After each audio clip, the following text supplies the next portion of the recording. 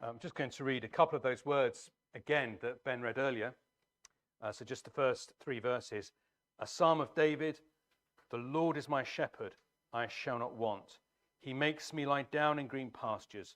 He leads me beside still waters. He restores my soul. He leads me in paths of righteousness for his name's sake. So over the summer, as we mentioned before, we're sort of going back to normal, but lots of people are away, other people visit. So the good thing about doing some psalms is they both stand alone, but also connect as well. So that's what we've done over the summer. And you may have noticed that Psalm 23 does not come after Psalm 44. I've often, that's my thing, isn't it? Things connect. But as we sort of go back to normal over the next couple of weeks, we're starting a new series or a new theme. And so over the whole of this term, at least up to sort of when we get towards Advent, I wanted us to think about God's love and God's care. And there's a couple of sort of one-offs in that. So we'll have a gift day. We'll tell you more about that in a week or two's time. And we'll have a harvest service, as we tend to. But even those are both on a variation on a theme of God's provision, his care, his love. So what my plan is, and I've sort of mapped it out a little bit over the summer, is to look at Psalm 23 over 3 Sundays. There'll be some interruptions with the things I just mentioned. So 3 on Psalm 23 and 5 on the Song of Songs. And that will be, we're not going to go into massive detail. It's above my pay grade. I'm not clever enough to do that. But we'll look at sort of an overview of Song of Songs and think about Christ's deep love for us and how that's shown. Now, I heard 3 sermons a year or 2 ago on Psalm 23. I was at a conference with the IPC, and a friend of mine, David Gibson, preached them, and I just found them, I was really touched by them, I was really encouraged by them, and I thought, I'm going to take some notes, and one day I will do these at Chelmsford. And just give me enough time to forget what David said, but have some inspiration to go on. And then the Rotter brought out this book earlier this year, so now everyone can read them. But there will be some overlap, particularly the shape, but I think there is a distinct shape to Psalm 23. But his sermons were a lot longer than mine, just to put that out there. Maybe Scottish people have longer attention spans or something. And the book goes into a lot more detail. Also, you'll notice, if you do read it, I do take a slightly different tack to him in a few places.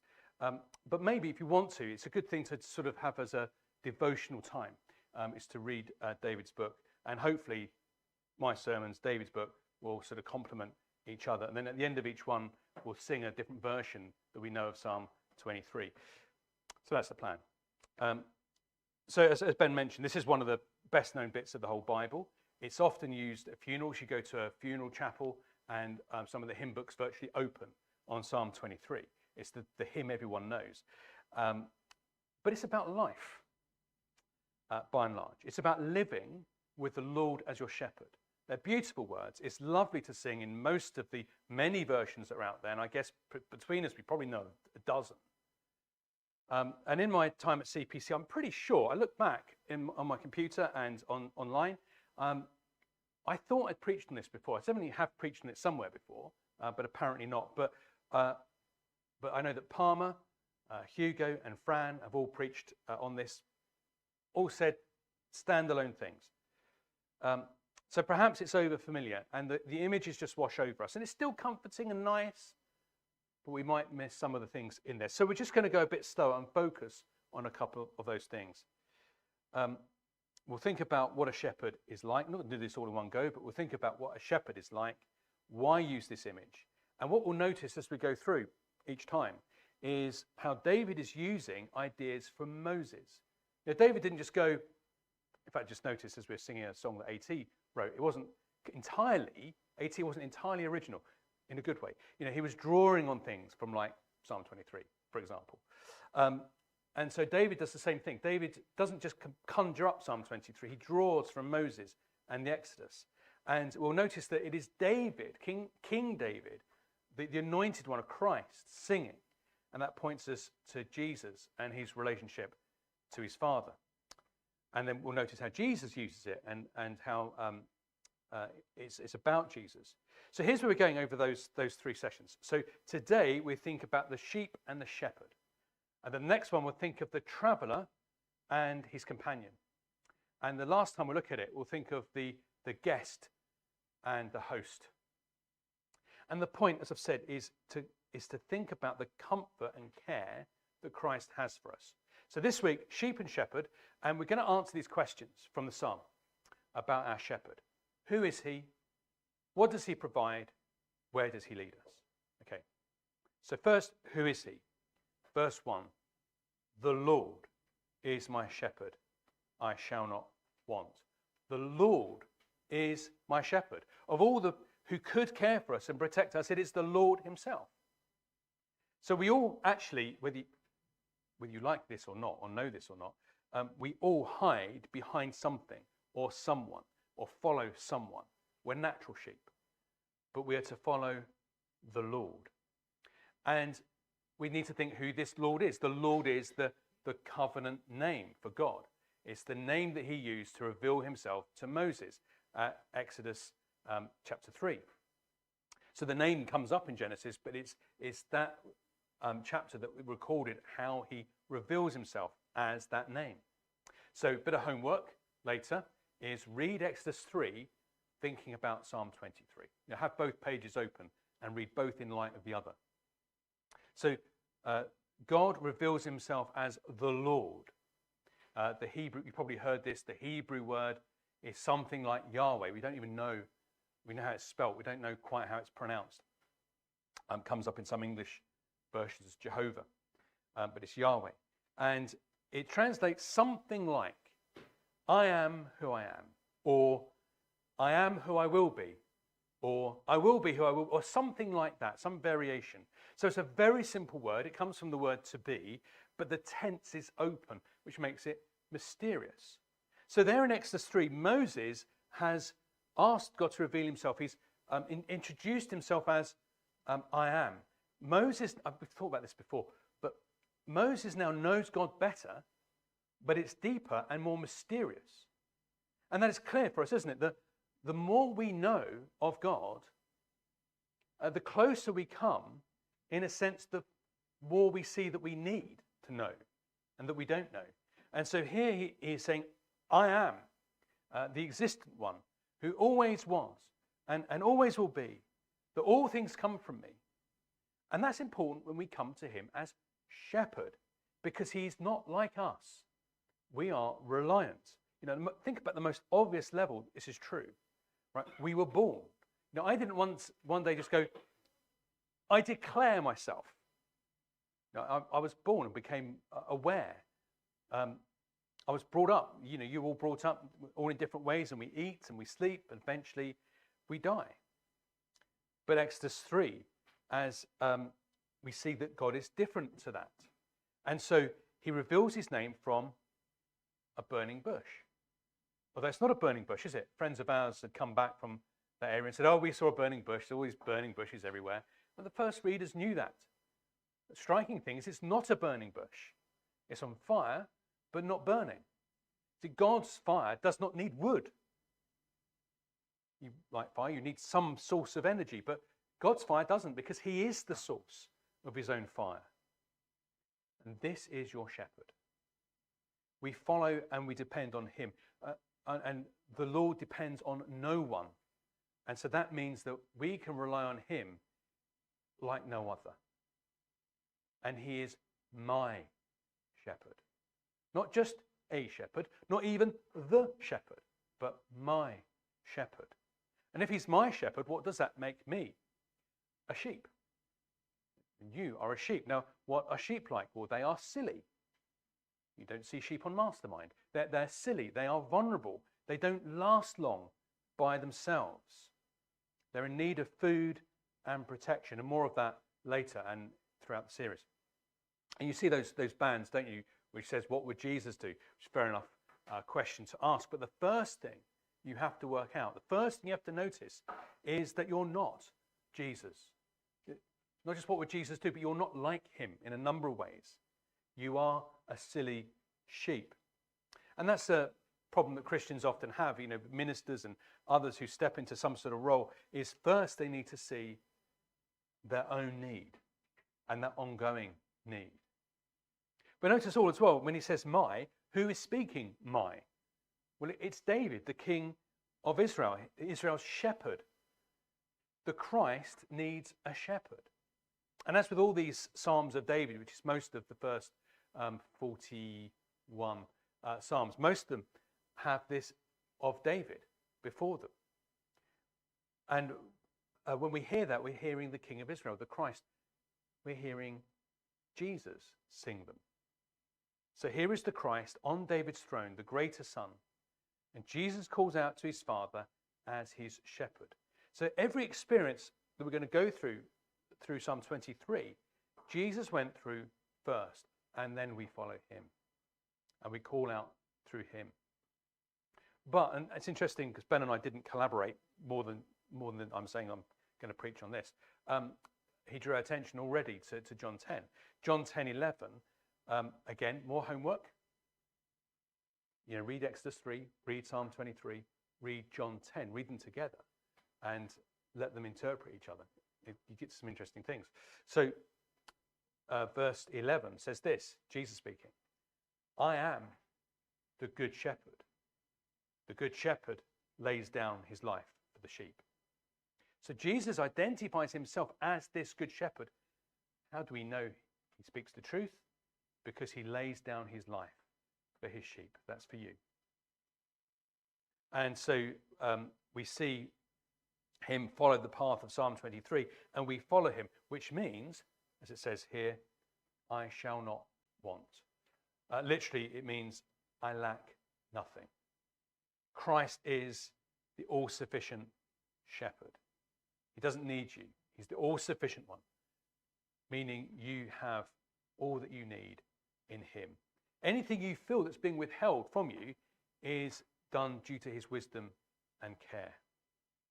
When God reveals himself as Lord, he did so as the covenant God, the saving one, the provider, the God of Abraham, Isaac, and Jacob. It taps us into that family tree. And David saying, that God is your shepherd. And the rest of the psalm is really just an expansion on that. So the question for you then at this point is Jesus your shepherd? Can you say the Lord is my shepherd? That Lord is your shepherd, the one we know in Jesus. Now it might be that functionally, that you can assent to that intellectually, but functionally he's not. It might be you've not come to him as in that way before. And if he's not your shepherd, well, an alert for you, the people you have as a replacement are not up to the job. And you're not up to the job. Is the Lord your shepherd? What does he provide? Verse 2, start verse 3. He makes me lie down in green pastures. He leads me beside still waters. He restores my soul. I lack nothing. David then adds some specific things that he provides. So I lack nothing, but he provides these things. And he cares here for the whole being. So flowing from his identity as the Lord, the sufficient one, three things he mentions. Green pastures, still waters, and restores the soul. A vivid imagery, aren't they? You can almost see it, can't you, and taste it.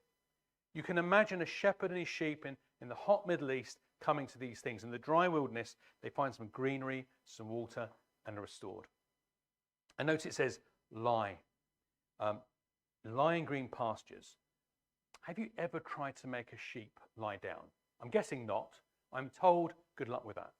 Right? They don't do as they're told. I mean, you can herd them, but you go to a sheep, sit, and it will go bah at you. It won't do it. It's not like dogs. You can command them to do hand actions. It won't work.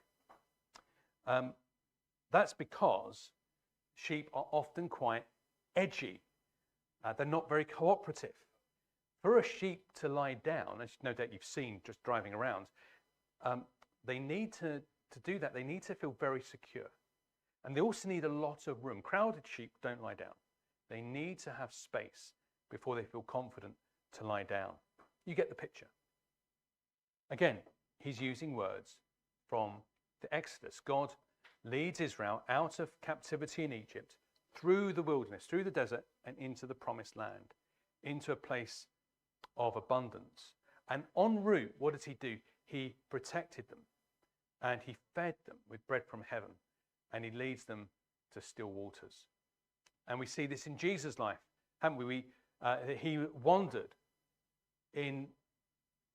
To say he took risk, to say he went without would be an understatement. He went out just trusting his Father, that the Spirit of God provided for him as he obeyed his Father. And then he's exiled in the ultimate exile of death, and then he has the ultimate restoration of life and the resurrection. And so Jesus becomes both our means to receive these blessings and the model of how we do that. Now, we picked up on this when we were looking at Mark earlier this year, and we saw lots of echoes from the Exodus, and even more as we're going through, especially Mark 6. And we looked at that when Ben had his licensing here, and James took us through that in the Mark series. What we saw in Mark 6 is that Jesus sees people as what? Sheep without a shepherd. And then what does he do with them? He gets them to sit down. Where are they? In a wilderness. What's he going to sit on? Green grass and good pastures. And he feeds them with bread from heaven. Where does it all happen? By the water. By the still water. It's all Exodus language. So David picks up on it. Mark picks up on it. He is the good shepherd, and so he is the door. Thought about that a bit earlier in John 10:1. Shepherds would lie in the entrance of a pen, so no one gets in or out without going over the shepherd. They're the door. Jesus is the door. He is the way to the good pasture. And the next scene in Mark, when we were looking at that, is Jesus calms the storm. He makes the water still. Now, there's a lot of footnotes in Psalm 23, and still waters is literally waters of rest. Now, rest is a big theme in the Bible. End of the first time you get it is in the creation week. End of creation week, God rests, or rests from his work of creation. And that means that rest is the state that things should be, that we then fall away from. And so you get the wars. When the wars end, they are at rest. They're at things, they're safe. Those things should be. It's a little taster of Eden, taster of heaven. And so we are in a spiritual desert. We need feeding on God's word, and we need the water of rest so that our soul is restored. And it's worth saying that although David says he is using these Exodus things, means he's thinking about all of Israel. He's the representative of all of Israel. So salvation is something that we experience together. So he is my and our covenant God.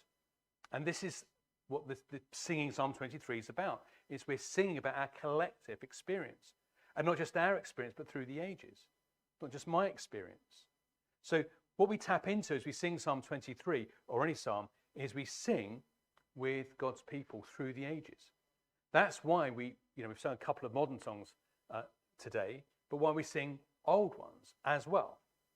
And why we sing psalms. Someone said, it's good balance, keeps everyone happy. I can't do that. Not very good at it anyway. But it's not to keep people happy. It's to say we're plugging into every generation, even the old covenant believers we're part of, that we're one with them, and we have this shared experience. And so we sing, especially this psalm, we sing a taster of heaven. We're nourished by the waters of rest to restore our soul, especially as we gather. It's a shared experience.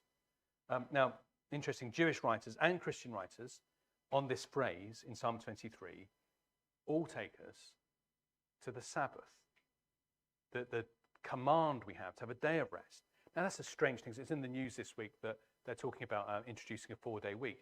Isn't it strange, though, to say, I command you to take a break?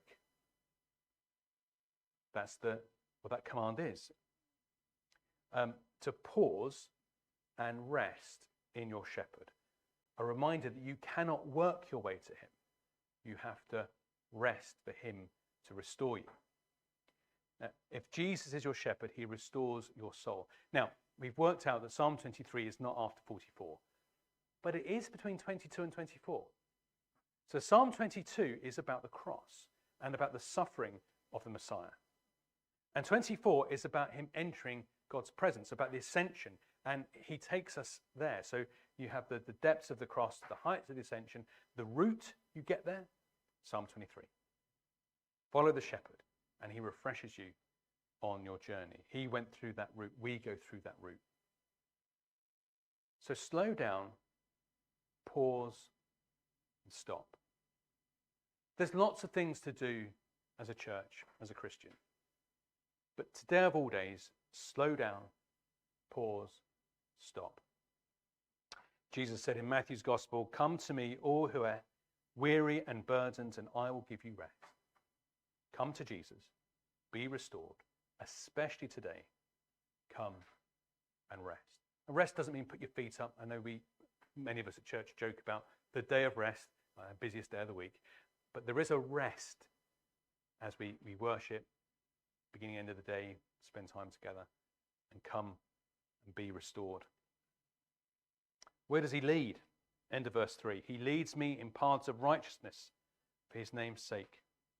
So we've noticed that David makes strong Exodus links, and then he applies it to his own life and Israel's life. And we do something similar. We take that through Jesus to us. So where does the Lord lead in Exodus? Well, yes, from slavery, but to the promised land. And then ultimately, as you get verse 6, we'll eventually get to in Psalm 23, verse 6, the dwelling place of the Lord, where God is forever. A place of restoration, of which the Lord's day is a taster. So it's meant to be a little, I'm not for this world, I'm for something else. And we want that, don't we? And we want the freedom it speaks of in Exodus. We want that now. But freedom does not mean doing what you want. He leads me in paths of righteousness for his name's sake. And that's an unusual word there for path. I mentioned this before, that there's some Hebrew words that, because of Christian choruses in the 70s, we all know what the word means. But there's one word that you will be familiar with, but you won't know it's a Hebrew word, derek. So you probably all know someone called Derek. So I can see a derek from here. Derek just means a footpath. So these paths in Hebrew is derek. That's not the word here. I can't pronounce the word that's here. That's not the word that's here. The word that's here means something like a cattle path or a groove track. You know, if you're driving on a country lane or cycling and there's soft ground that's hardened and you can't help but kind of slot into the groove. That's the word that he means by path here. Conjures the idea of just slotting into an existing track. And the footnote says paths of righteousness or right paths. So notice as well that he leads you in these. So there's a groove and he leads you in it. He does not drive you in it. Now, I don't know if this is a true story. You've probably heard it before, but people who go to Israel to see all the biblical events and what have you. And a tour guide said now that throughout the Bible, the Lord is our shepherd. Now, what happens with Middle Eastern shepherds is they stand out and speak and they call, and the sheep follow the voice of the shepherd. And not long after saying that, the group see a man with a stick hitting a load of sheep down the road. And they went, "Oh yeah, like that." And he went, "That's the butcher." The good shepherd leads, not drives. So Jesus is singing Psalm 23 as he leads us. He sets us on the right path, and we follow the course he set, following his voice as we try and slot into his tracks. John 10 again, verse 4, the sheep hear the shepherd and they follow his voice. How do you know you're a sheep? Are you listening to his voice? It's the point of Exodus that David's reflecting on here. The point wasn't the Exodus. It wasn't just that was necessary, that they left Egypt, but the point was they arrived in the promised land. And so en route, when Moses gives them the 10 Commandments, it starts with a reminder. I brought you out. You're saved by grace. Then the commandments come. It's first and always grace, redemption, rescue, then law. So he leads us and guides us to restoration and obedience. They're not different places. They're not unrelated places. It's not like, I like the restoration bit of him being my shepherd. Obedience, they're the same place. You get to one to get to the other. The place of feeding and refreshment and restoration is the place of obedience. So in Psalm 19, Psalm 119 and elsewhere, the law, we're told that the law restores the soul. In near the start of Ezekiel, God gives him his word. Ezekiel eats it and it tastes sweet. It's not bad for us, his commands. Obedience isn't a hardship once we do it. The sheep need to follow the shepherd for their own good. We like to be free, but free sheep are not happy sheep. When we're distant from the shepherd, it is hard to hear what he has to say. It's hard to follow and obey and follow his paths. And the same the other way. When we don't hold to his law, he seems distant. The two feed each other negatively as well as positively. Obedience seems a chore, but it's for our good. Now, often we think we know better, don't we? So the Bible says this, but I know better than that. But think again of sheep. Who's going to be best at the crossword, the shepherd or the sheep? Who knows best? I don't see them debating. You've gone driven past a farm and there's a shepherd with his crook going, look, I just need you. It doesn't happen. Sheep don't debate with shepherds. I mean, do wander off the wrong way and they grab them by the hook, or they send a sheepdog round and they pull them back again. Sheep are silly and they naturally wander. They need to be led. We need to be led by the Good Shepherd. And notice how this section ends, is for his name's sake. This is all for his name's sake.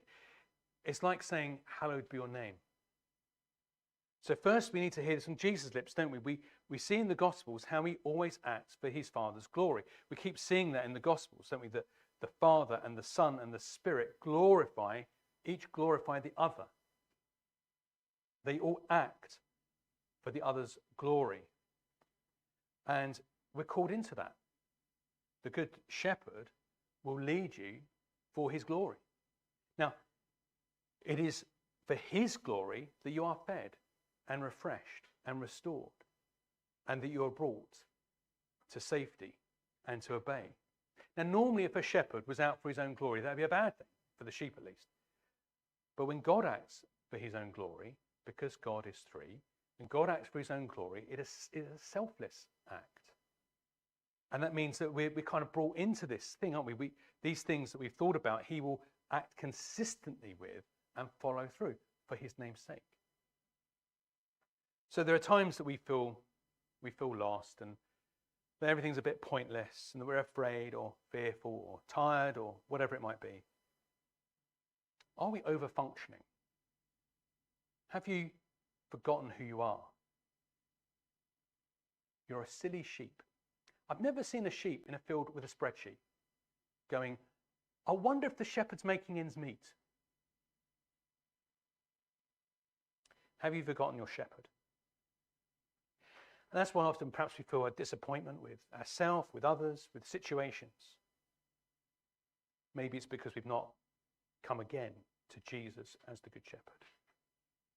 We're not sure what the future holds. Come to Jesus. Come to the Good Shepherd. Let him take your burdens and give you real rest. Not just a break, but real rest.